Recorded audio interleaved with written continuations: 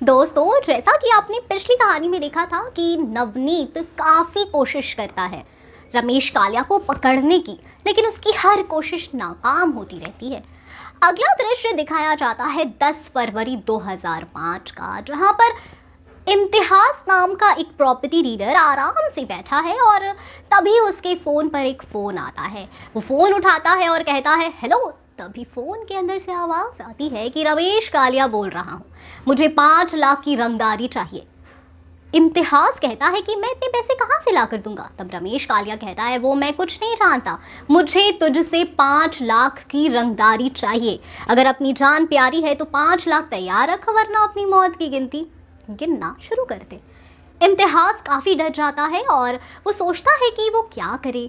वो डर कर भागता भागता पुलिस स्टेशन पहुंचता है। पुलिस स्टेशन में वो इंस्पेक्टर चुलबुल से मिलता है। इंस्पेक्टर चुलबुल के पास जाकर इम्तिहास उनसे कहता है कि सर मुझे बचा लीजिए। चुलबुल कहता है कि क्या हुआ। तब इम्तिहास बताता है कि सर मेरे पास रमेश कालिया का फ़ोन आया था और वो मुझसे 5 लाख की रंगदारी मांग रहा है। तो चुलबुल कहता है कि तुम ज़रा रुको, मैं अभी तुम्हें सर से मिलवाता हूँ, सर ही तुम्हारी प्रॉब्लम का कोई सल्यूशन करेंगे।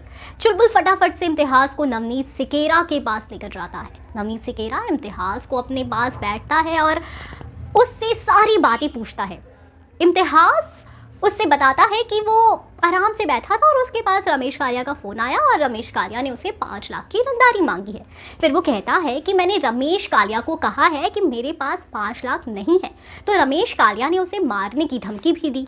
इम्तिहास नवनीत सिकेरा को सारी बात बताता है। तब नवनीत इम्तिहास को कहता है कि आप घबराइए नहीं, आपको कुछ नहीं होगा। नवनीत इम्तिहास को कहता है कि जब भी आपके पास रमेश कालिया का फ़ोन आए तो आप उसके फ़ोन को बिना घबराए उठाइए और जहाँ भी वो आपको आने के लिए कहता है आप उसे उस जगह के बारे में पूछिए और वहाँ पर जाइए। इम्तिहास काफ़ी डर जाता है और कहता है सर मेरे पास पूरे पैसे नहीं हैं, अगर मैं वहाँ गया तो वो मुझे मार देगा। नवनीत कहता है कि आपको घबराने की कोई ज़रूरत नहीं है, हम आपको कुछ भी नहीं होने देंगे। नवनीत इम्तिहास को कहता है कि हमारा एक पुलिस ऑफिसर आपके साथ ही रहेगा। जैसे ही आपके पास रमेश कालिया का फ़ोन आएगा तो आप उसे यही कहेंगे कि आप उसे पैसे देने के लिए तैयार हैं। कुछ देर बाद का दृश्य दिखाया जाता है। इम्तिहास के पास रमेश कालिया का फ़ोन आता है। रमेश कालिया कहता है इम्तिहास को फ़ोन पर ही, क्यों, पैसे तैयार है ना, जल्दी से लेकर आओ यहाँ।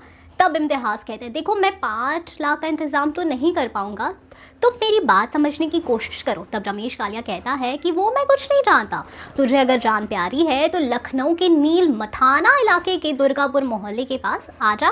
तभी इम्तिहास कहता है लेकिन वो तो पूरा जंगल एरिया है। रमेश कालिया कहता है जंगल में ही तो मंगल होगा, अगर जान प्यारी है तो आ जाना, अगर मैं आ गया तो ना ज़िंदगी रहेगी ना पैसा। इतना कहकर रमेश कालिया फ़ोन काट देता है।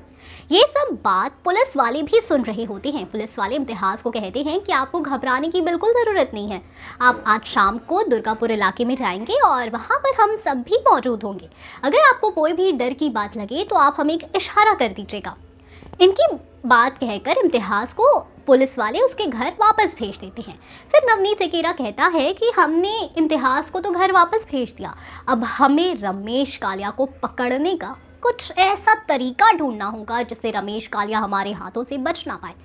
नवनीत अपनी टीम के साथ बैठा होता है। उनकी टीम में से एक आदमी कहता है कि सर मेरे पास एक आइडिया है जिससे कि रमेश को हम पर शक भी नहीं होगा और हम उसे आसानी से पकड़ भी पाएंगे।